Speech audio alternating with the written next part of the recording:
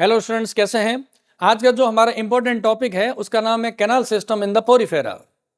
Porifera के animals के ऊपर आप जानते हैं बहुत सारे छोटे छोटे पोर्स होते हैं, छोटे छोटे छिद्र होते हैं जिनकी सहायता से उसमें पानी एंट्री करता है और बॉडी में एंट्री करने के बाद पानी एक कॉमन पोर से बाहर निकलता है जिसको हम बोलते हैं ऑस्कुलम बोलते हैं। तो इनके शरीर में छोटी छोटी नलिकाओं का जो तंत्र बना होता है उसको हम बोलते हैं कैनाल सिस्टम कहते हैं। And there are typically the four kinds of the canal system are found in the Porifera, that is the ascon, sycon, leucon and the rhagon type. तो अभी हम समझेंगे ascon, sycon, leucon canal system कैसे होता है, लेकिन अभी आपको पूरी डिटेल को अभी पढ़ाएंगे और साथ साथ मैं ये भी बताऊंगा कि डायग्राम को कैसे ड्रॉ करना है। तो ध्यान से सुनिएगा और समझिएगा और आपको किसी तरह की प्रॉब्लम नहीं आएगी इन द एमसीक्यूज और the discrete examination. Thank you. अभी वीडियो स्टार्ट करते हैं। तो ये जो पोरीफेरा एनिमल्स होते हैं, जैसे मान लीजिए कि कोई पोरीफेरा एनिमल है, इसके शरीर में बहुत सारे छोटे छोटे क्या होते हैं, न्यूमरस पोर्स होते हैं, माइन्यूट छिद्र होते हैं, माइन्यूट पोर्स होते हैं। और उन छोटे छोटे छेद से बाहर से पानी, वाटर की करंट इसके शरीर में एंट्री कर जाती है और पानी एंट्री करने के बाद इसके शरीर के अंदर बहुत सारे पतली पतली केशिका नुमी नलिकाओं का जाल होता है, the dense net of the canal system. और ये पानी फिर ऊपर एक छेद होता है जिसे ऑस्कुलम कहते हैं, उससे बाहर की तरफ निकल जाता है। सबसे पहले सबसे सरल टाइप का कैनाल सिस्टम जिसको हम एस्कॉन कैनाल सिस्टम कहते हैं, पहले हम उसको समझेंगे। फिर एस्कॉन के बाद में साइकॉन, देन ल्यूकॉन और सबसे लास्ट में रेगोन सिस्टम को समझेंगे। साथ साथ में आपको यह भी समझना है कि एग्जामिनेशन के अंदर आप डायग्राम कैसे ड्रॉ करेंगे। सबसे बड़ी समस्या स्टूडेंट्स को आती है कैनाल सिस्टम के संबंध में, उसके स्ट्रक्चर को ड्रॉ करना, एस्कॉन, साइकॉन, ल्यूकॉन को कॉपी में ड्रॉ करना बहुत टिपिकल काम होता है, लेकिन आपको भी मैं सरल तरीके से बताऊंगा, उसी पे हम फोकस करेंगे। तो टॉपिक शुरू करते हैं कैनाल सिस्टम और उसमें सबसे पहला है एस्कॉन कैनाल सिस्टम। टाइटल लिखते हैं अपना। तो हमने कहा कि सबसे सरल टाइप का जो कैनाल सिस्टम है उसे हम बोलते हैं एस्कॉन टाइप या एस्केनोइड टाइप कहते हैं। इसकी स्ट्रक्चर को कैसे ड्रॉ करना है वेरी वेरी इंपॉर्टेंट है। अभी आप देखना, देखो एस्कॉन टाइप के कैनाल सिस्टम बनाने के लिए पहले आपको एक रफ आउटलाइन बनानी है। कैसे करना है देखो, मैं यहां पर बनाता हूं। यहां पर एक मैंने हल्की सी लाइन बनाई है, इतनी सी, फिर मैं यहां पर इसको ऐसा बना रहा हूं। आप भी एग्जाम के अंदर पहले क्या करेंगे, पेंसिल से एक ऐसा निशान लगा लेंगे जैसे मैं अभी बनाता जा रहा हूं, बिल्कुल ऐसा के साथ सिंपलीफाइड निशान लगाएंगे। अब मैं इसको कर रहा हूं, देखिए डबल वाल बना रहा हूं। यहां पे ये होगी, इसकी मैंने डबल वाल बना दी है। इस तरीके से आप एक बार के लिए रफ आउटलाइन जब बना लेंगे तो आपके लिए डायग्राम बनाना इजी हो जाएगा। अब देखिए मैं कैसे इसको फाइनलाइज कर रहा हूं, इसकी स्ट्रक्चर को। ये है इसकी आउटर वॉल है, ये बना दी है मैंने आउटर वॉल को। आप देखें साथ साथ में, हाँ जब बार बार आप प्रैक्टिस करेंगे तो आपको एग्जाम में डायग्राम बनाने में टाइम नहीं लगेगा। आप देखें, आप अभी अगर प्रैक्टिस हो तो आपको कितना फास्ट डायग्राम को बनाया जा सकता है। ये इस तरीके से बहुत ज्यादा कोई डायग्राम बनाना टिपिकल काम नहीं होता है, बशर्ते आपकी प्रैक्टिस बार बार हो और आप अच्छी तरीके से प्रैक्टिस करते रहें। ठीक है, ऐसा आपने एक राउंड फिगर में बना लिया है। ठीक है, और उसके बाद में हम क्या करेंगे, देखिए यहाँ पर मैं बहुत सारी ट्यूब लाइक स्ट्रक्चर बना रहा हूँ। ये यहाँ पे ये बना दी आपने कैनाल्स, नलिकाएं ट्यूब लाइक स्ट्रक्चर्स है, और ये बहुत सारी ट्यूब लाइक स्ट्रक्चर्स हैं। इनको पैरेलल बनाएंगे एग्जाम में तो आपके लिए ज्यादा अच्छा रहेगा, समझने में आसानी रहेगी। और अब देखिए इसके सेंटर में क्या है, इसके सेंटर के अंदर है ये कैविटी है, ये वाली एक सेंटर कैविटी है, खाली कैविटी बनी हुई है यहां पर। इस तरीके से एग्जाम में आप पेंसिल कलर को काम में ले सकते हो इन डायग्राम को बनाने के लिए। जब भी बनाना हो पेंसिल कलर और पेन काम में ले सकते हैं। प्रैक्टिकल की फाइल में भी डायग्राम आपसे अच्छे बनेंगे और थ्योरी के अंदर तो बनेंगे। चलिए अभी हम बात करते हैं इसकी डिटेलिंग के बारे में, बात करते हैं क्या क्या ध्यान रखना है। सबसे पहली बात कि जो पोरीफेरा के एनिमल्स होते हैं उस पर दो लेयर्स होती है, बेसिकली दो लेयर्स होती है। बाहर की ओर होती है पिन्नेकोडर्म होती है, जिसको एपिडर्मिस भी बोलते हैं, अंदर कोएनोडर्म होती है। तो पहले दो नाम लिखते हैं, दोनों आप अलग अलग कलर से हमने लेयर्स को बना रखा है तो आप आराम से समझ पाएंगे। सबसे बाहर की ओर जो लेयर होती है उसे हम क्या बोलते हैं, पिन्नेकोडर्म बोलते हैं, पिन्नेकोडर्म बोलते हैं। और हम इसको एपिडर्मिस भी कह सकते हैं, एपिडर्मिस कह सकते हैं। पतली लेयर होती है, सिंगल सेल्ड होती है। अंदर की तरफ जो लेयर बनी हुई है, जैसा मैंने इसका कलर काम में लिया येलो, तो मैं यहां पर इसी से नाम लिख देता हूं, इसका नाम है कोएनोडर्म बोलते हैं, ठीक है ना। ये होती है कोएनोडर्म्स होती है, ये अंदर की तरफ है। बेसिकली हम कहें तो पोरीफेरा के एनिमल्स डिप्लोब्लास्टिक होते हैं, दो लेयर्स होती है, इसको डिप्लोब्लास्टिक बोलते हैं। ये जो पिनेकोडर्म और choanoderm represent the ectoderm and the endoderm, represents. तो हमने कहा पिनेकोडर्म कोएनोडर्म होगी, लेकिन इन पिनेकोडर्म और कोएनोडर्म के बीच में भी एक जिलेटिनस मटेरियल होता है, और उस जिलेटिनस मटेरियल को कहते हैं मेसेनकाइमा। तो यहां पे मैं तीसरा नाम लिख देता हूं, ये वाला, ये जो लेयर है बीच में जो लेयर है, इसका नाम मैं क्या लिख देता हूं, मेसेनकाइमा। ये अभी ये अभी मेसोडर्म नहीं है, इसमें सेल्स नहीं है, जिलेटिनस मटेरियल है। कहने की बात है सेल्स की लेयर रूप में नहीं बनी हुई है। तो सबसे बाहर हो गया पिनेकोडर्म हो गया, अंदर की तरफ कोएनोडर्म हो गया, इसके बीच में मेसोडर्म हो गया। जितना जो बोल रहा हूं उतना ही एग्जाम में आंसर लिखना है, और वो जो बोल रहा हूं वो सारी चीजें लेबलिंग के अंदर आ जाएगी, कंफ्यूज नहीं होना है। अब देखें यहां पे इसकी जो मेसेनकाइमा होती है, इसके अंदर क्या होते हैं, स्पाइक्यूल्स होते हैं, बहुत सारे क्या रहते हैं, स्पाइक्यूल्स भरे रहते हैं। ये स्पाइक्यूल्स क्या चीज होती है, आप जानते हैं कि पोरीफेरा के जितने भी एनिमल्स होते हैं उसमें 3 टाइप का स्केलेटन होता है। जैसे कैलकेरिया जो क्लास होती है उसमें कैल्शियम कार्बोनेट की स्पाइक्यूल्स होती है, कैल्शियम कार्बोनेट की स्पाइक्यूल्स होती है। तो ये कैलकेरिया का एग्जाम्पल है, इसलिए इसमें स्पाइक्यूल्स किसकी होगी, हम कहेंगे कैलकेरियस स्पाइक्यूल्स होगी। लेकिन अगर मान ले बात करें डेमोस्पोंजिया, तो डेमोस्पोंजिया में एंडोस्केलेटन बना होता है, स्पोंजिन फाइबर का होता है, और हेक्साक्टिनिडा में सिलिका की स्पाइक्यूल्स होती है। तो ये जो मेसेनकाइमा का जो पार्ट है उसमें स्केलेटल सेल्स होती है, हम ये कह सकते हैं क्या होती है, स्केलेटल सेल्स है। तो यहां पर इसका नाम लिख देते हैं, ये हो गया है स्केलेटल या स्केलेटन सेल्स बोल सकते हैं, सेल्स कहते हैं, या आप सही शब्दों में काम लें तो इसको स्पाइक्यूल्स कहना ज्यादा उचित रहेगा। स्केलेटन स्पाइक्यूल्स है, समझ गए बात को। अब इसके अलावा में क्या होगा, यहां पे इस मेसेनकाइमा में some of the specific specified cells are found, ये वाली सेल्स और होती है इसमें, और इन सेल्स को क्या कहते हैं, इनको कहते हैं एमोइबॉइड सेल्स कहते हैं, एमोइबॉइड सेल्स होती है। ये हो गई एमोइबॉइड सेल्स हो गए। ये तो अभी हमने जनरल एनाटॉमी की बात की है, एनाटॉमी कैसी है, हमने कहा बाहर पिनेकोडर्म है, अंदर कोएनोडर्म है, इसके बीच में मेसोग्लिया है। In the mesoglea the skeletal spicules are present and the amoeboid cells are the present. इसके अलावा भी बहुत सारी सेल्स होती है, आर्कियोसाइट्स वगैरह होती है, वो हम एनाटॉमी में नहीं जाएंगे। अब देखो यहाँ पे वेरी वेरी इंपॉर्टेंट क्या है, यहाँ पे इसमें पानी की एंट्री के लिए क्या सिस्टम है उसको आप समझिए। देखो बाहर की तरफ यहाँ पर छोटे छोटे छेद बने हुए हैं, यहाँ पे ये छोटे छोटे क्या है, minute pores are present at the outer surface of this animal and this pores are called as the ostia. ये ओस्टिया छेद है, इन ओस्टिया छेद से पानी एंट्री करता है, करंट वाटर करंट जल की धारा इन हो रही है, तो नाम है इन करंट पोर्स बोलते हैं इसको, काम के अनुसार ही इसका नाम है। इसे क्या बोलेंगे इन्हें हम बोलेंगे इन करंट पोर्स बोलते हैं, यानी कि वो पोर्स जिससे वाटर करंट इन हो रही है तो नाम होगा इन करंट पोर्स बोलते हैं। देखिए अब उसके बाद में देखो इन करंट पोर्स हो गया, और उसके बाद में यहां पर क्या है, इन करंट पोर के बाद ये है ट्यूब लाइक स्ट्रक्चर जिससे वाटर एंट्री करता है, उसे हम क्या बोलेंगे, कैनाल कहेंगे। तो वाटर देखिए कहां से एंट्री कर रहा है, इस ओस्टिया से वाटर एंट्री कर रहे हैं। जितने भी ओस्टिया है ये क्या करेंगे, पानी को अंदर की तरफ लेंगे, इधर भी बनाए, इधर भी ले सकते हैं, इधर भी ले सकते हैं। फिर ये इस कैनाल के थ्रू ये वाटर करंट कहाँ आ जाएगा, ये वाटर आ जाएगा इसके अंदर की बॉडी कैविटी के अंदर, इसके अंदर एंट्री कर जाएगा।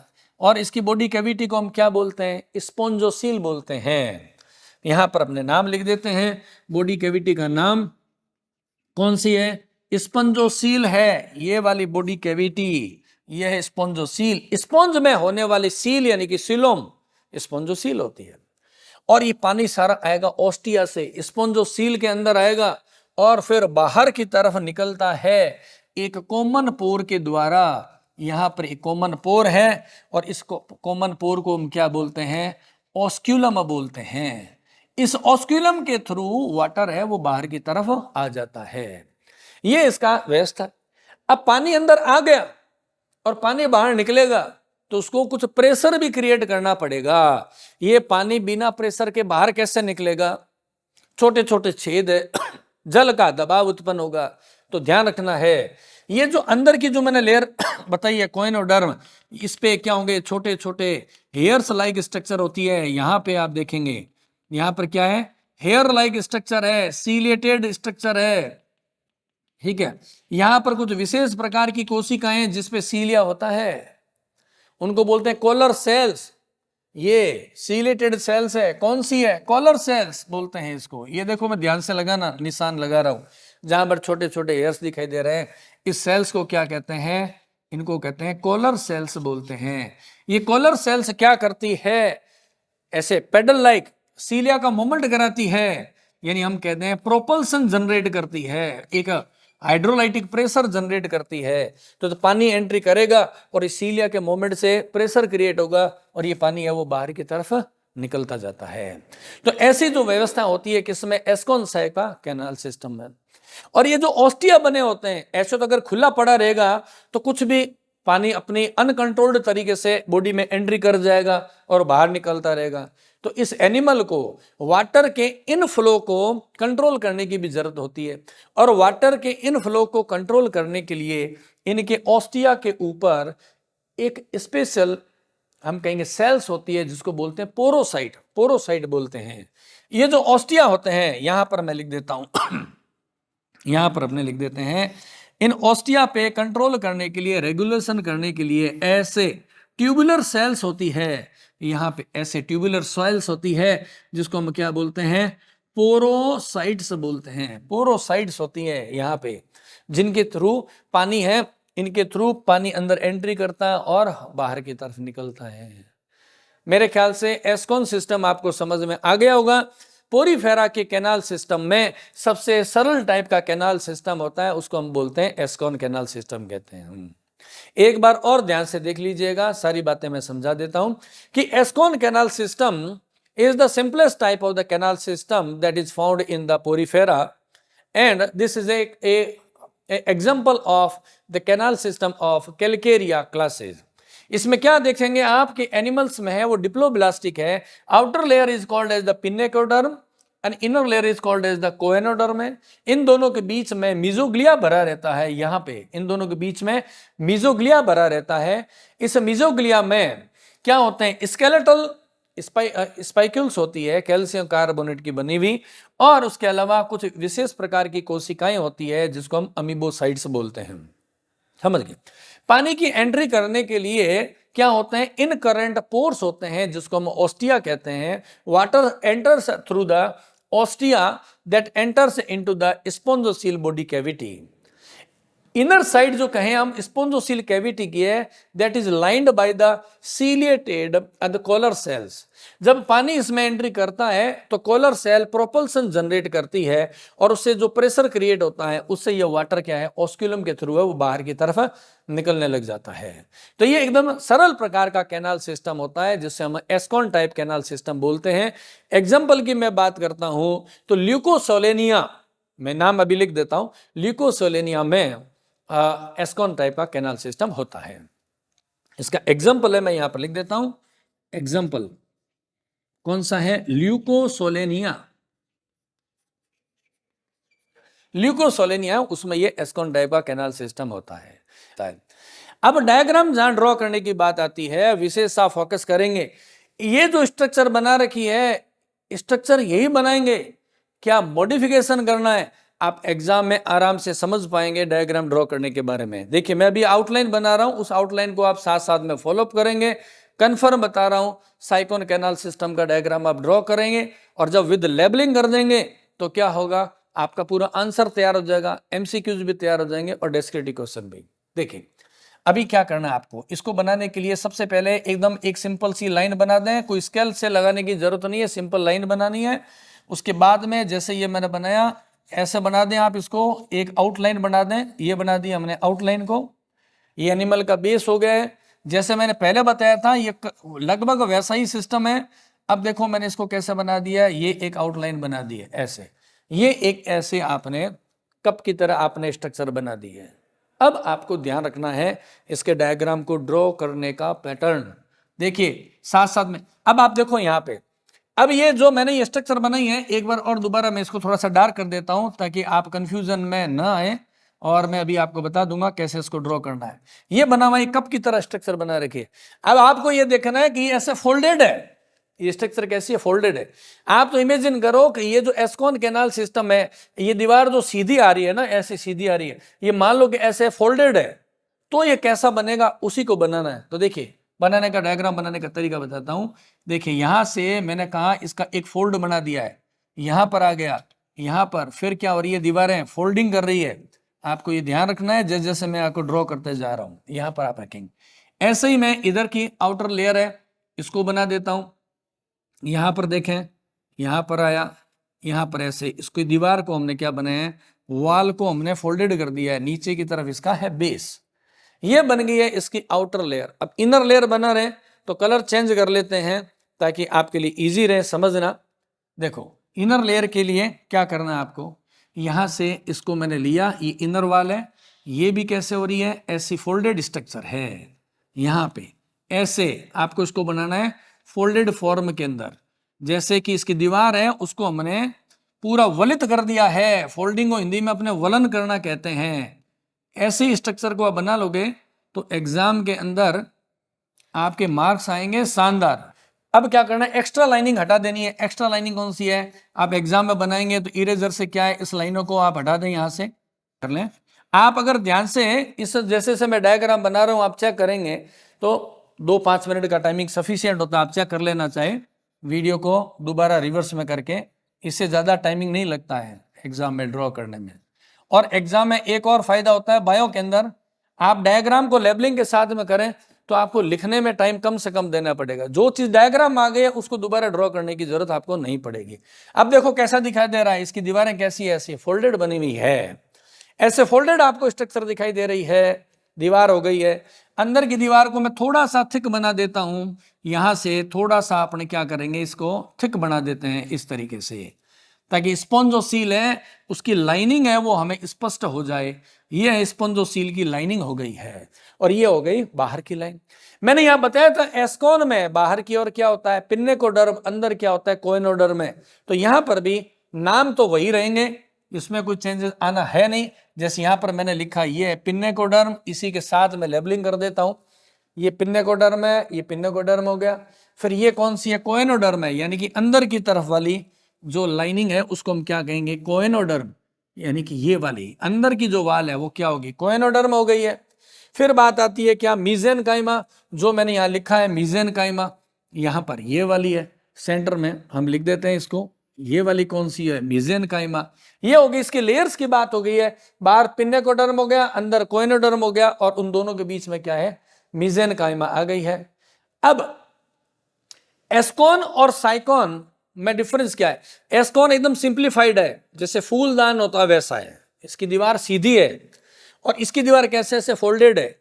तो फोल्डेड होने से क्या हुआ, इसकी दीवार में 2 ट्यूब्स बन गई, अलग एक्स्ट्रा ट्यूब्स बन गई है। कौन कौन सी ट्यूब्स बनी है वो आप देखो, मैं लेबलिंग करता हूं, ध्यान से देखिएगा। ये पहले वाली जो ट्यूब्स है इसका मैं नाम लिख रहा हूं इन करेंट कैनाल, इन करेंट और कैनाल, यहां पर नाम लिख देते हैं इन करेंट कैनाल। ये वाली जो है जहां पर मैं एरो लगा रहा हूं, ध्यान से फोकस करेंगे, इन करेंट कैनाल ये वाली है इन करेंट कैनाल। सिमिलरली ये इन करेंट कैनाल, और ये भी इन करेंट कैनाल, क्योंकि वाटर यहां से एंट्री करेगा।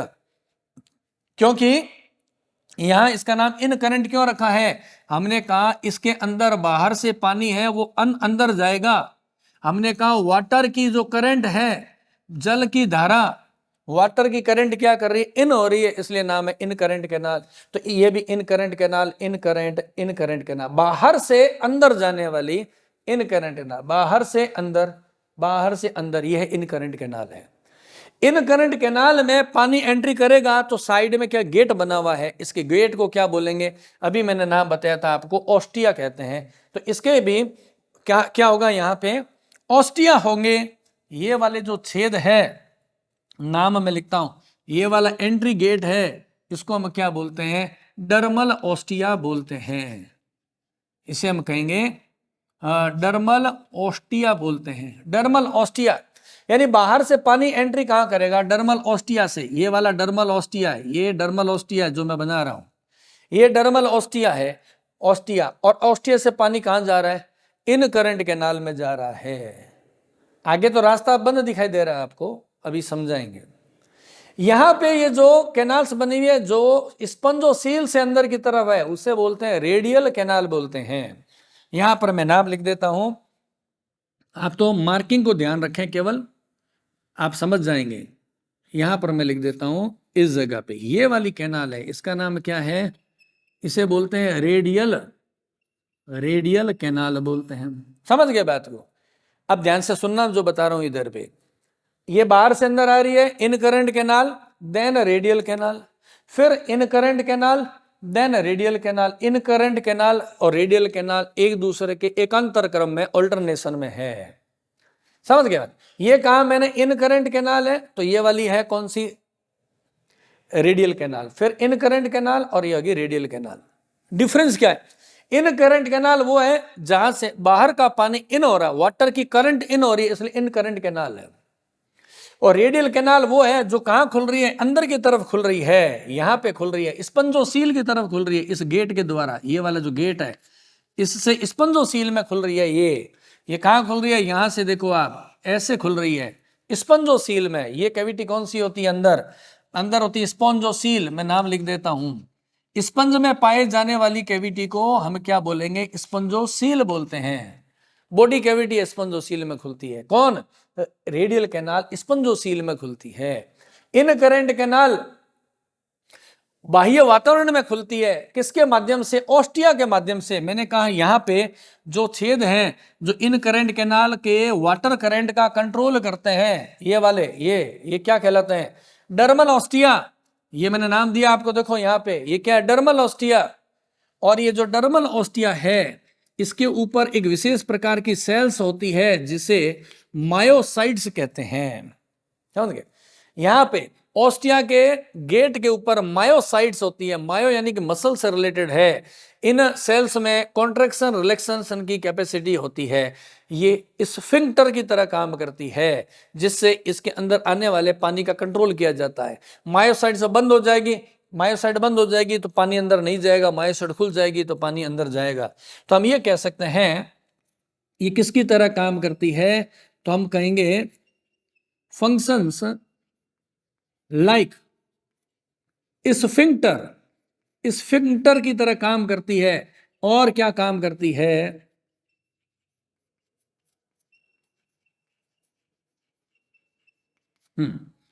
हमने कहा ऑस्टिया के गेट के ऊपर कंट्रोल के लिए एक स्पेशल सेल्स होती है जिसको मायोसाइट कहते हैं, जो स्फिंक्टर की तरह कार्य करती है, जो वाटर का करंट कंट्रोल करती है। पानी कब अंदर लेना है, पानी कब अंदर नहीं लेना है, ये व्यवस्था होती है इसकी मायोसाइट के द्वारा। अभी और इंपॉर्टेंट बात आएगी, बहुत सारी पिक्चर अभी बाकी है। ये है इन करंट कैनाल, ये है रेडियल कैनाल। पानी ऑस्टिया से, ध्यान सुनो, पानी ऑस्टिया से अंदर एंट्री कर गया, कहा? इन करंट कैनाल में। इन करंट कैनाल आगे बंद पड़ी हुई है, तो इसके पानी को रेडियल कैनाल में डालने के लिए यहां पे कुछ छोटे ऐसे कैनाल्स बनी हुई है। दीवार के अंदर ऐसी कैनाल्स बनी हुई है, ये वाली ऐसे कुछ कैनाल्स बनी हुई है, जो कि इन करंट कैनाल को एक्स रेडियल कैनाल से जोड़ती है। ये देखो, ये पानी गया इन करंट कैनाल में, फिर इस ट्यूब में आया और कहां गया? रेडियल कैनाल में, और फिर पानी निकला बाहर। ऐसे कनेक्टिंग लिंक है इन करंट कैनाल और रेडियल कैनाल के बीच में, कनेक्टिंग लिंक है। तो पानी का रूट क्या रहेगा आप उसको समझो। पानी यानी कि वाटर एंट्री कहां से कर रहा है? देखो, वाटर एंट्री कर रहा है कहां पे? ध्यान से सुनो, पानी एंट्री कर रहा है कहां पे? ऑस्टिया में। ये छेद आप समझें, पानी ने एंट्री की ऑस्टिया में, ये छेद क्या है, ऑस्टिया में एंट्री कर गया। ऑस्टिया से पानी कहां अंदर चला गया, इस वाली कैनाल में। इसका नाम हमने क्या रखा, इसका हमने नाम रखा है इन करंट कैनाल। पानी चला गया, इन करंट कैनाल में चला गया।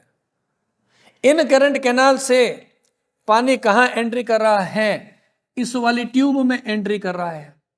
और इस ट्यूब से कहां जा रहा है पानी, पानी जा रहा है रेडियल कैनाल में। ठीक है ना, ये आगे रेडियल कैनाल, जिसका मैं नाम लिख चुका हूं पहले भी, एक बार और लिख देता हूं। रेडियल कैनाल में पानी एंट्री कर गया और फिर वहां से बाहर निकल रहा है स्पंजोसील में। यहां एक विशेष छेद है, इस छिद्र का नाम है एपोपाइल। ध्यान से समझिएगा, यहां पर दो छेद की बात कर रहा हूं, एक है प्रोसोपाइल और दूसरा एपोपाइल। पोजीशन को ध्यान रखो आप, तो बाकी कुछ भी दिमाग एक्स्ट्रा ना लगाएं। देखो यहां पे मैं एक छेद बना रहा हूं, इस जगह पे इन करंट कैनाल में पानी गया और इस कैनाल में अंदर जा रहा है ताकि वो रेडियल कैनाल पे पहुंच सके। यहां पर भी एक गेट बना हुआ है, यहां पर एक गेट बना हुआ है।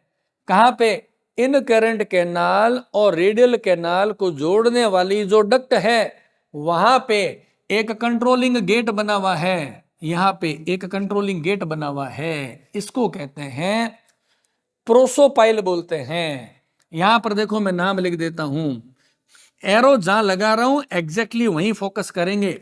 इसका नाम है प्रोसोपाइल बोलते हैं, प्रोसोपाइल बोलते हैं। डायग्राम को ध्यान से देखोगे तो कुछ रट्टा मारने की जरूरत नहीं है। पानी ने एंट्री किया ऑस्टिया से, मायोसाइट ने कंट्रोल किया कितना पानी लेना है या नहीं लेना है। वहां से पानी ने एंट्री कर दी कहां, इन करंट कैनाल में।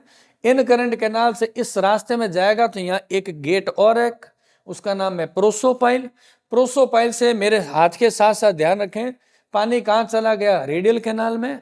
और रेडियल कैनाल से पानी आएगा स्पंजोसील में। तो यहां पर भी एक और बना हुआ है, इसको बोलते हैं एपोपाइल। ठीक है ना, ये एक और स्ट्रक्चर बनी हुई है एपोपाइल, यहां लिख सकता हूं इसका नाम ही, तो बहुत सारे हैं एपोपाइल। तो ये वाला छेद थोड़ा सा एरो चाहे मैं घुमा के लगा दूं, लेकिन आप समझ जाना ये वाला है एपोपाइल। समझ गए, ये में लगा है एपोपाइल, ये वाला भी एपोपाइल है, ये सब एपोपाइल है। यानी रेडियल कैनाल स्पंजोसील में जहां एंट्री करती है वहां पर जो गेट है उसका नाम है एपोपाइल। प्रोसोपाइल कहां है, जहां पे इन करंट कैनाल और रेडियल कैनाल आपस में मिलती है वहां पर जो छेद है उसका नाम है प्रोसोपाइल। सब कुछ तो इसी के अंदर ही आ रखा है डायग्राम में, अलग से कुछ रटने की जरूरत ही नहीं है आपको, बहुत इजी काम है। अब वही बात जो मैंने कहा कि पानी आएगा तो वाटर को, करंट को पैदा करने के लिए क्या चाहिए, सीलिया। तो इसके अंदर क्या होंगे, ये फ्लेजिलेटेड सेल्स होती है जो सभी प्रकार के जितने भी टाइप के कैनाल सिस्टम होते हैं सभी में होती है। यहां पर कॉलर सेल्स होती है, या हम कहते हैं फ्लेजिलेटेड सेल्स होती है। ये आ गई कॉलर सेल्स, ठीक है ना। The spongocoel is lined by the choanoderm और द कॉलर सेल्स। ये आप समझ चुके हैं। अगर आपको एग्जाम में जब पूछ ले कि एस्कॉन और साइकॉन कैनाल सिस्टम में क्या डिफरेंस है, आपको परेशान नहीं होना है। अगेन कह रहा हूं, जितना डायग्राम में ड्रॉ कर रखा है बार बार प्रैक्टिस करें। हमने कहा जितना डायग्राम में ड्रॉ किया हुआ है एस्कॉन में और साइकॉन में, उसको बार बार आप प्रैक्टिस करेंगे, बार बार प्रैक्टिस करेंगे सारी लेबलिंग के साथ में, तो आपको बिल्कुल समझ में आ जाएगा। एमसीक्यूज में कंफ्यूजन नहीं होगा, डिस्क्रिप्टिव एग्जाम में भी आपको कंफ्यूजन नहीं होगा। समझ गए बात को। तो ये हुआ अपना कौन सा, साइकॉन टाइप का कैनाल सिस्टम। अभी हम समझेंगे ल्यूकॉन कैनाल सिस्टम कैसा होता है। एस्कॉन से साइकॉन थोड़ा टिपिकल था, साइकॉन से ल्यूकॉन है वो थोड़ा और टिपिकल होगा, लेकिन गारंटी है समझ में आपके आएगा। ध्यान से केवल आपको समझना है और कुछ भी नहीं करना है, और डायग्राम की बार बार प्रैक्टिस करते रहना है। अभी देखते हैं ल्यूकॉन। अभी हम कहेंगे most advanced types of the canal system, जिसको हम बोलते हैं ल्यूकॉन कैनाल सिस्टम, उसको समझेंगे। इस सिस्टम को समझाने से पहले मैं कुछ चीजें आपको पहले से क्लियर कर देता हूं। दो तरह के डायग्राम्स बनाए जाते हैं। एक वो डायग्राम्स होते हैं जो आप अधिकांश बुक्स में देखते हैं ल्यूकॉन सिस्टम के डिफरेंट डिफरेंट टाइप्स के बारे में, लेकिन जब आप उस टॉपिक को समझने की कोशिश करते हैं तो वो आपके बिल्कुल समझ में नहीं जाता है। डायग्राम ऐसा होना चाहिए जो कि आपकी लिखावट के साथ में कोरिलेट करता हो। तो अभी मैं ल्यूकॉन टाइप कैनाल सिस्टम है, उसके भी 3 टाइप्स है, उसको आपको समझाऊंगा। और डायग्राम्स आर हाईली मॉडिफाइड ताकि आप आसानी से उसे समझ सकते हैं। ल्यूकॉन कैनाल सिस्टम 3 टाइप का होता है, यूरिपाइलस होता है, एफोडल होता है और डिप्लोडल है। उन तीनों का मैं कंपैरिजन करते हुए एक साथ डायग्राम ड्रॉ करूंगा, आपको एक साथ समझना है ताकि आपको टेक्निकली चीजें हैं वो समझ में आती रहे। तो ध्यान से सुनिएगा, ल्यूकॉन कैनाल सिस्टम के 3 टाइप्स को अभी हम समझने वाले हैं। ल्यूकॉन कैनाल सिस्टम के 3 पार्ट्स होते हैं। पहला है यूरिपाइलस, दूसरा है एफोडल और तीसरा है डिप्लोडल। डायग्राम को ड्रॉ करते समय जब साथ साथ आप समझते जाएंगे तो आपको यह भी पता चल जाएगा कि इसका नाम डिप्लोडल क्यों रखा है, इसका एफोडल क्यों रखा है, इसका नाम यूरिपाइलस क्यों रखा है। तो देखिए, अभी पहले हम स्टार्ट करते हैं डायग्राम को ड्रॉ करना। जैसा कि मैं हमेशा ही आपको ये कहता हूं कि डायग्राम ऐसा हो जो सिंप्लीफाइड हो, जिससे हम समझ सकते हैं चीजों को टेक्निकली। तो देखिए, पहले आउटलाइन कैसे बनानी है उस पर आप फोकस करेंगे। एग्जाम में या आप अपनी प्रैक्टिकल की फाइल में भी जब डायग्राम बनाते हैं तो पहले एक सिंपल आउटलाइन ले लेनी चाहिए। जैसे मैं मान लेता हूं कि मुझे इसको इतना हाइट के अंदर बनाना है, तो मैंने इसके हाइट का यहां पर मेजरमेंट ले लिया है। लगभग की बात करें तो ये वाला क्या होगा, सेकंड में यहां पर बना दूंगा।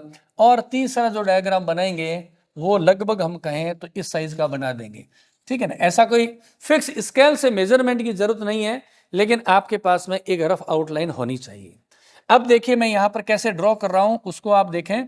यहां पर मैंने इसका एक बेस बनाया है और ये एक मैंने आउटलाइन बनाई है। सिमिलरली मैं यहां पर भी क्या कर रहा हूं, एक यहां पर बेस बना रहा हूं और यहां पर इस एनिमल की मैंने बनाई आउटलाइन और ये यहां पर हो गया है। सिमिलरली यहां पर भी आप क्या करेंगे, ये इसकी वॉल हो गई है, ये हो गई इसकी वॉल और ये हो गया इसका बेस हो गया है। ये तीनों आपको पैरेलल क्या करना है, डायग्राम ड्रॉ कर लें, लगभग मोटाई चौड़ाई बराबर कर लें, बहुत ज्यादा उलझने की जरूरत नहीं है। फिर जैसे मैंने अभी एस्कॉन साइकॉन में बताया था आपको, ये इसकी इनर वॉल को आप बना लें इस तरीके से। ये हो गई है इसकी, हमने बना दी है इसकी इनर वॉल हो गई है। सिमिलरली यहां पर भी मैं क्या कर रहा हूं, एक इसकी बना लेता हूं, ये इनर वॉल हो गई है। ये हमारे पास में आउटलाइन हो गई। एक्स्ट्रा जो मार्किंग होगी उसको हम हटा लेंगे। अगेन बता रहा हूं, डायग्राम वैसा हम ड्रॉ कर रहे हैं ताकि टेक्निकली आपका आंसर सही हो जाए। और एग्जाम में जब आंसर को लिखते हो तो आपको रटना ना पड़े, उसी डायग्राम से जो सिंप्लीफाइड डायग्राम बना है उसी से आप उसके आंसर को लिख सकते हैं, वैसा हम कर रहे हैं। अब देखिए, एस्कॉन साइकॉन का पहले देखेंगे वीडियो को। एस्कॉन साइकॉन की क्लास को देखने के बाद ही आप इसे ल्यूकॉन सिस्टम को समझेंगे, तब आपको चीजें क्लियरली हो पाएगी।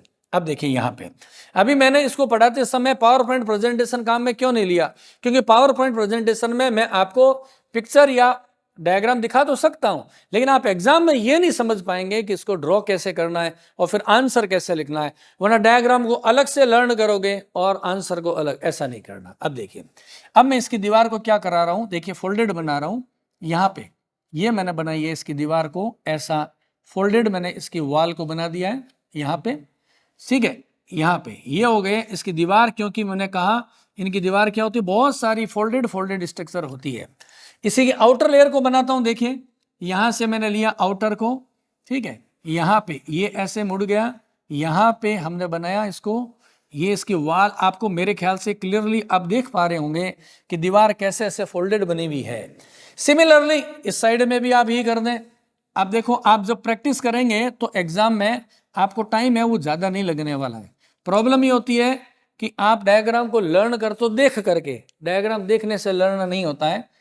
डायग्राम में वह आपको बार बार अगेन एंड अगेन प्रैक्टिस करेंगे, उसी से ही लर्न हो पाएगा। ये यहां पर हो गई, इसकी आउटलाइन हो गई है।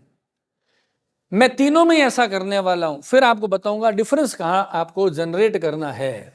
अभी इसमें मैं कोई डिफरेंस नहीं कर रहा हूं, जस्ट हमने ये बना दिया। सिमिलरली देखें एक बार के लिए, यहां पर भी वही बात करेंगे।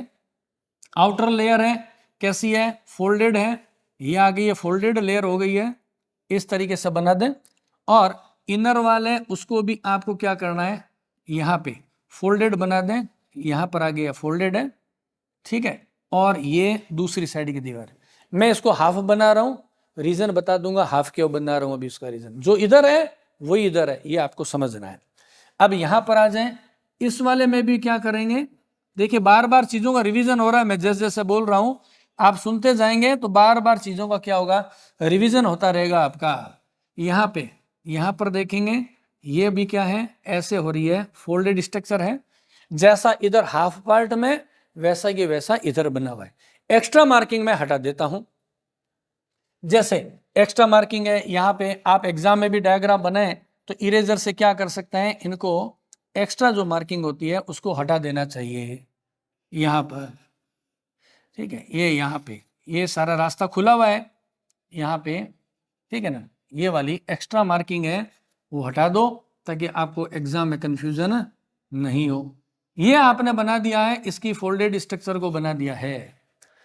अब आपको जो मैं चीजें ड्रॉ कर रहा हूं उसको ध्यान से देखेंगे, तीनों में डिफरेंस समझ में आएगा। पहले कॉमन नाम लिख लेते हैं तीनों के, उसमें भी आपको कंफ्यूजन नहीं हो। मैंने जैसा बताया सभी के अंदर बाहर कौन सी लेयर होती है, बाहर की ओर होती है पिन्नेकोडर्म।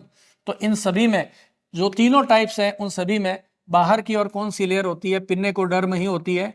तो लेबलिंग ध्यान रखें, और यही लेबलिंग मैंने एस्कॉन साइकोन ल्यूकोन में भी बताया आपको। उसके बाद में अंदर की तरफ जो लेयर है उसे हम क्या बोलते हैं, कोएनोडर्म बोलते हैं।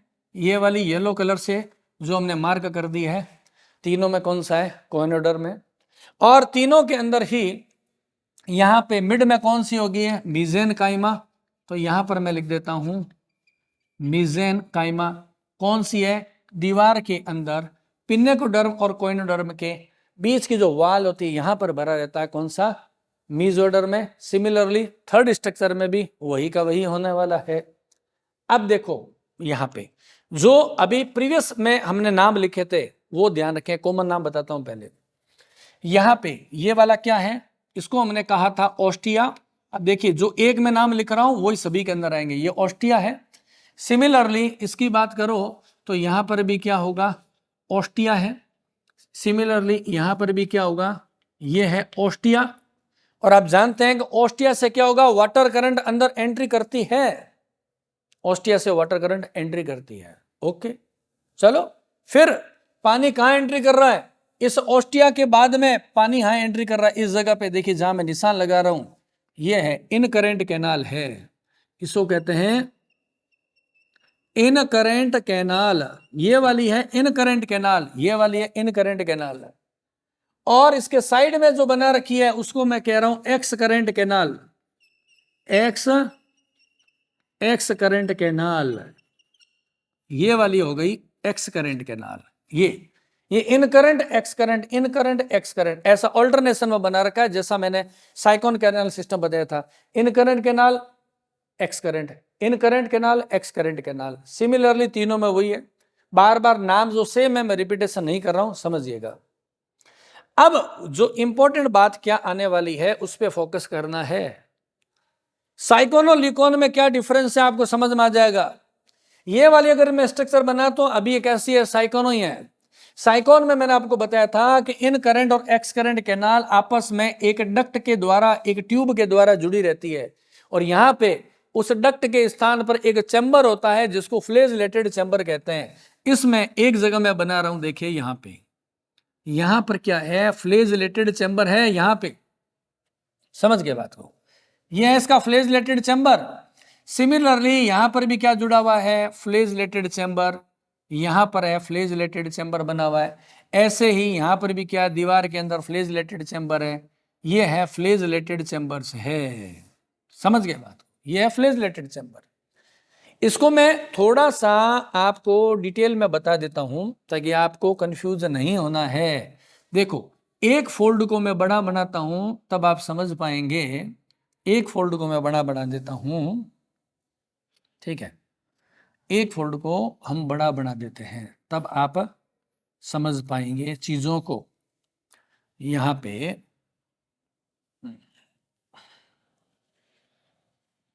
देखो जो बना रहा हूं डायग्राम को ड्रॉ करने का पैटर्न अगर आपने नहीं समझा तो फिर अभी मेरे से पढ़ने का आपको कुछ भी फायदा नहीं मिलने वाला है।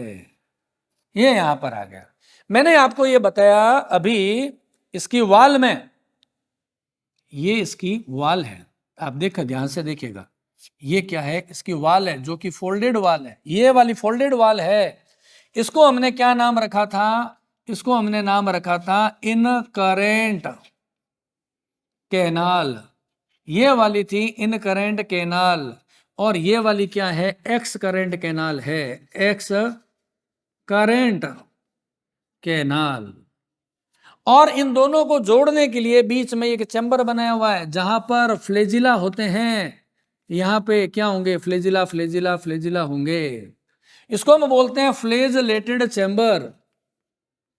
क्या बोलेंगे, फ्लेजलेटेड चैम्बर बोलते हैं। ये हो गया इसका फ्लेजलेटेड चैम्बर्स बने होते हैं। यहीं पे साइकॉन और लिकॉन में डिफरेंस आ जाता है। साइकॉन और कैनाल सिस्टम में डिफरेंस क्या है, साइकॉन में ये इन करंट कैनाल और ये जो एक्स करंट कैनाल है, ये वाली इन करंट और ये एक्स करंट के बीच में ट्यूब होती थी जोड़ने के लिए, और यहां पर क्या होता है, चैम्बर बना हुआ है ये वाला, जिसको हम क्या बोलते हैं, फ्लेजलेटेड चैम्बर बोलते हैं, ये वाला है। अब मैंने तो इतने से बनाया ना, ये सब जगह होंगे, दोनों दीवारों में होंगे, इधर भी होंगे फ्लेजलेटेड, इधर भी होंगे। मैं वन साइड बना रहा हूं। सिमिलरली यहां पर भी क्या होगा, फ्लेजलेटेड होंगे, थोड़ा बदलाव होगा, बाद में बताऊंगा। यहां पर हमने बता दिया फ्लेजलेटेड चैम्बर है। अब देखें यहां पे इंपॉर्टेंट बात क्या आ रही है, फ्लेजलेटेड चैम्बर से पहले और बाद में दो ओपनिंग है। देखो यहां पे मैं निशान लगाता हूं, एक यहां पर ओपनिंग है, एक यहां पर ओपनिंग है। सिमिलरली यहां पर भी ओपनिंग है, यहां पर भी ओपनिंग है। यानी कि पानी जब आएगा इन करंट कैनाल में जाएगा, फिर जा रहा फ्लेजलेटेड चैम्बर में, तो इन करंट कैनाल और फ्लेजलेटेड चैम्बर के बीच में एक कंट्रोल यूनिट है, उसको कहते हैं प्रोसोपाइल। क्या बोलते हैं, प्रोसोपाइल बोलते हैं। यानी कि इसमें बात करूं तो प्रोसोपाइल कहां होगा, इस वाली स्ट्रक्चर में बात करता हूं तो प्रोसोपाइल कहां पर है। एरो जो लगा रहा हूं वो ध्यान से देखिएगा कहां लगा है, एरो की पोजीशन को ध्यान रखना जरूरी है। जहां पे इन करंट कैनाल फ्लेजलेटेड चैम्बर में एंट्री करती है वहां पर छेद है, उसका नाम है प्रोसोपाइल। जहां पे फ्लेजलेटेड चैम्बर एंड हो रहा है वहां पर भी एक छेद है, उसको बोलते हैं एपोपाइल बोलते हैं, एपोपाइल कहते हैं। यानी इस डायग्राम की बात करूं तो एपोपाइल कौन सा है, एपोपाइल है ये वाला, एपोपाइल है। अभी छोटी बातें समझनी है, ये एमसीक्यूज में उलझा देती है। फ्लेजलेटेड चैम्बर से पहले वाला छेद प्रोसोपाइल है और फ्लेजलेटेड चैम्बर के बाद वाला जो पोर है उसे हम क्या बोलते हैं, एपोपाइल बोलते हैं। सेकंड बात अंतर, प्रोसोपाइल क्या है, जो इन करंट कैनाल से पानी को रिसीव करता है, और एपोपाइल कौन सा है जो कि एक्स करंट कैनाल में खुलता है। आप खुद देख रहे हैं यहां पे जो नाम मैंने बताए थे, ये कैनाल कौन सी, इन करंट है, और ये x current canal. Incurrent canal से पानी जाएगा प्रोसोपाइल के थ्रू फ्लेजलेटेड चैम्बर में, फिर एपोपाइल के थ्रू आएगा एक्स करंट कैनाल में। दो पाइल पाइल नाम है, प्रोसोपाइल और एपोपाइल। यहीं पे आपको ये तीनों के नाम के डिफरेंस अभी समझ में आने वाले हैं। अब ये सेम स्ट्रक्चर यहां पर है, थोड़ा सा बदलाव होगा, उसको अभी मैं आपको बता दूंगा। देखिए पहले मैं इस नाम को हटा देता हूं, आपको पता है ये ऑस्टिया है तो मुझे इसको यहां रखने की जरूरत नहीं है, अपना स्पेस खाली हो जाएगा। देखो यहां पर भी क्या होगा, ये देखिए ध्यान से, इन करंट कैनाल एक्स करंट, इन करंट एक्स करंट है, इन करंट एक्स करंट के बीच में इसमें भी होगा फ्लेजलेटेड चैम्बर। कैसे होगा, बड़ा डायग्राम भी बनाऊंगा। यहां पे ये ऐसे है फ्लेजलेटेड चैम्बर, पहले मैं डायग्राम बनाता हूं फिर इसको मैं बड़ा भी आपको बनाऊंगा, वरना मुझे पता है कि आप कंफ्यूज होंगे और हर हालत में कंफ्यूज होंगे। ये इसको पहले मैं बड़ा बनाता हूं डायग्राम, फिर आप समझिएगा ये कैसा है। यहां पर इसका मैग्नीफाइड डायग्राम बनाते हैं।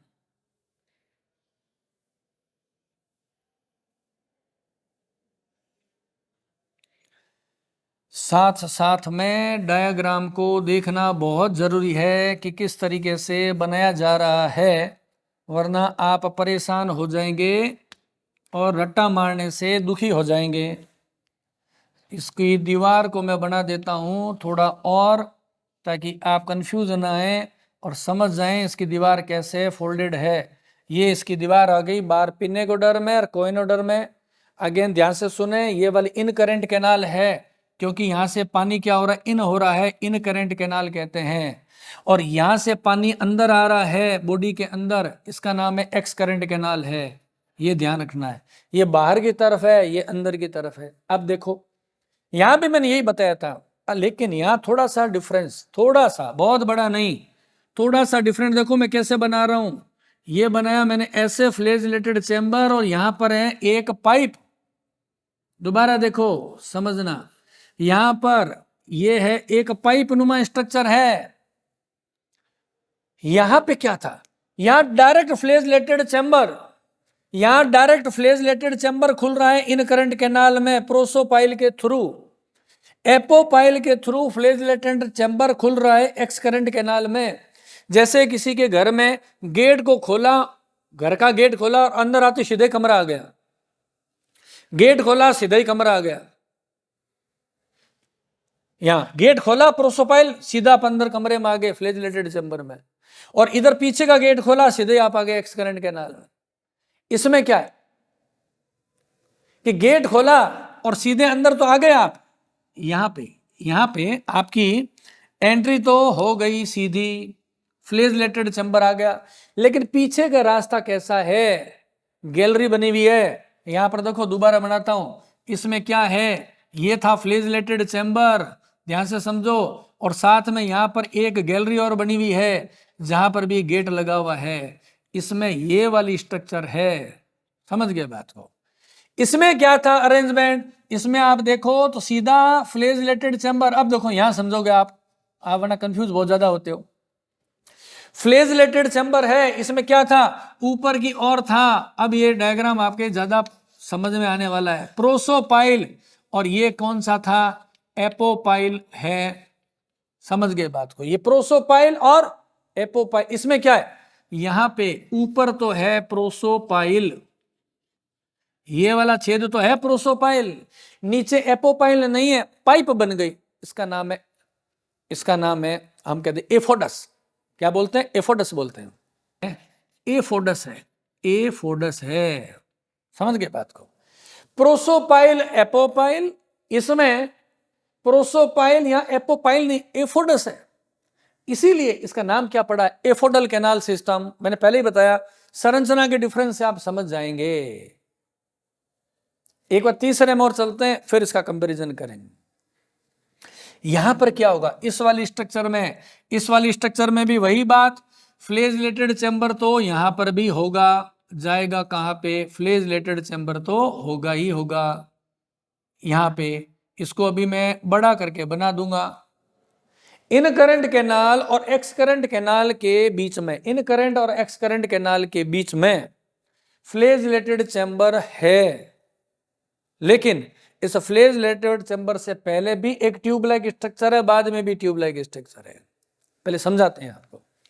इसमें फ्लैजिलेटेड चेंबर कैसा है, यहां पर देखो, यहां पर मैं बना देता हूं इस तरीके से।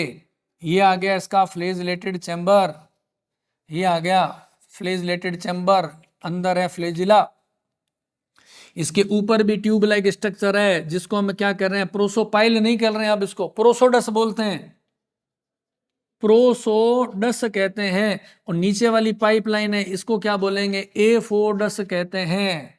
सारा मामला यही क्लियर हो गया। इन तीन चीजों को समझ लो, तीनों का डिफरेंस समझ में आ जाएगा, 1, 2 और 3। फ्लैजिलेटेड चेंबर है, इसके ऊपर डायरेक्ट इन है, डायरेक्ट आउट है, यानी एक ऐसा कमरा जिसके 2 गेट है, एक फ्रंट में एक पीछे। आप अंदर गए सीधे कमरे में, और बाहर गेट खुला सीधा बाहर।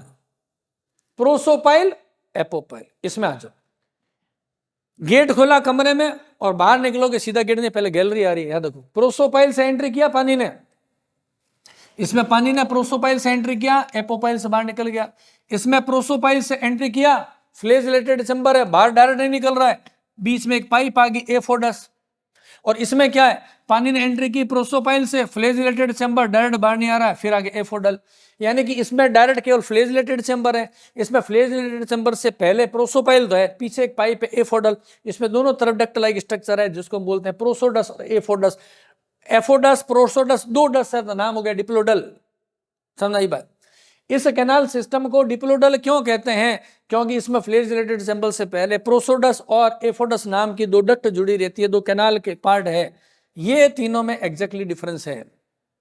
समझ आ रहे बात। अब मैं इसके एग्जांपल्स की बात करता हूं, यहां पर कुछ एग्जांपल लिख देता हूं कौन कौन से एनिमल्स में ये होता है, उन एग्जांपल्स को आप देखेंगे।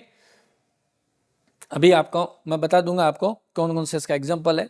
अब पहली बात आती है इंपॉर्टेंट, जो मैं आपको ध्यान से समझा देता हूं, वेरी वेरी इंपॉर्टेंट बात, यहां पर मैं नहीं लिख रहा हूं, ठीक है ना, लेकिन वेरी इंपॉर्टेंट बात डायग्राम से समझनी है। पूछ ले कि ल्यूकोन कैनाल सिस्टम के 3 टाइप्स होते हैं, कौन कौन सा, यूरिपाइलस, एफोडल और डिप्लोडल। इसमें वाटर करंट का फ्लो किधर से कहां होगा, जैसा डायग्राम में मैंने समझाया है आपको उसी रूट को फॉलो करना है, ज्यादा दिमाग कंफ्यूजन नहीं डालना है। देखो जो बोल रहा हूं उसको ध्यान से सुनिएगा। सबसे पहले पानी कहां जाएगा, सबसे पहले हमने कहा पानी जाएगा ऑस्टिया में। ऑस्टिया का क्या काम होता है मैं बता चुका हूं, डर्मल ऑस्टिया कहते हैं, ये इन करंट पोर कहते हैं, क्योंकि वाटर करंट इन हो रही है, ऑस्टिया हो गया। ऑस्टिया के बाद में पानी कहां एंट्री करेगा, एक डर्मल रीजन में एंट्री करेगा, और वहां से कहां आ गया, इन करंट कैनाल में।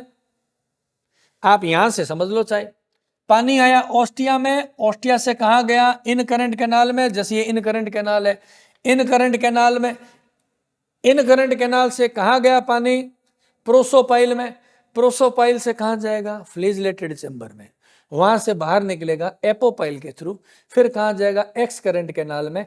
एक्स करंट कैनाल कहां जा रही, स्पॉन्जोसील में, वहां से पानी निकल रहा है ऑस्टिया में। इसी चीज को डिटेल के लिए यहां पर बना दिया। पानी एंट्री कर रहा है इस ऑस्टिया से, पानी गया इन करंट कैनाल में, इन करंट कैनाल से प्रोसोपाइल में, फिर आ गया फ्लैजेलेटेड चैम्बर, देन आ गया एपोपाइल, फिर excurrent canal, then spongocoel और ऑस्कुलम से बाहर। इसको समझ लिया, ये दोनों चीजें आ जाएगी समझ में। वेरिएशन मैं बता दूंगा आपको, इन तीनों में कुछ भी डिफरेंस नहीं है, पहले इसका समझ लो एक बार के लिए। पानी आया ऑस्टिया में, डर्मल रीजन में, इन current canal, incurrent canal से ये फ्लैजेलेटेड चैम्बर का गेट प्रोसोपाइल, फ्लैजेलेटेड चैम्बर, बाहर आया एपोपाइल, एक्स करंट कैनाल, स्पॉन्जोसील और ऑस्क्यूलम। अब इन तीनों में क्या बदलाव करना है, केवल 2 बातें जोड़नी है, जो ये मैंने तीनों का डिफरेंस बताया, जैसे जो मैंने इसमें बताया, प्रोसोपाइल से फ्लैजेलेटेड चैम्बर देन एपोपाइल। इसमें प्रोसोपाइल से फ्लैजेलेटेड चैम्बर, सेम बात आ गई ना, प्रोसोपाइल प्रोसोपाइल, फ्लैजेलेटेड फ्लैजेलेटेड। यहां पर एपोपाइल से बाहर निकलता है, यहां आप कहेंगे एफोडस से बाहर निकल रहा है, और यहां आप क्या कहेंगे, फ्लैजेलेटेड चैम्बर तो है, यहां कहते हैं प्रोसोपाइल से अंदर जा रहा है, यहां कहेंगे प्रोसोडस से अंदर जा रहा है, फ्लैजेलेटेड चैम्बर एफोडस से बाहर निकल रहा है। इन 3 बातों को समझ लिया, ल्यूकोन कैनाल सिस्टम के तीनों टाइप समझ में आ जाएंगे कि कौन कौन से है, यूरिपाइलस है, प्रोसोपाइलस है और डिप्लोपाइलस होते हैं। अब आप इसको अगर डायरेक्ट देखोगे, इस डायग्राम को जब आप डायरेक्ट देखेंगे तो कंफ्यूज हो जाएंगे, आपको लोग पता नहीं कितना टिपिकल डायग्राम बना रखा है। लेकिन जब मैंने आपको इस डायग्राम को बनना सिखाया है, आप उस पैटर्न से चलोगे तो आपके लिए इजी रहेगा। बुक्स में जो डायग्राम में ऐसे उलझा के दिया है, उससे आप आंसर को लर्न नहीं कर पाएंगे। इस डायग्राम को देखेंगे तो आप आंसर को लिख भी पाएंगे। समझ गए बात को। यह है ल्यूकोन कैनाल सिस्टम। जो डायग्राम में बनाया, जो लेबलिंग की है, जितना मैंने बोल के बताया, केवल आप उतना ही करेंगे। और साथ में मैंने आपको फिर बता देता हूं, इसमें मैं इसके एक पीडीएफ साथ में अटैच कर दूंगा, जिसको आप देखते रहिएगा। अभी लास्ट कैनाल सिस्टम करते हैं, जिसको कहते हैं रेगोन कैनाल सिस्टम। पोरीफेरा के क्लासिफिकेशन की पहले आप वीडियो को जरूर देखेंगे।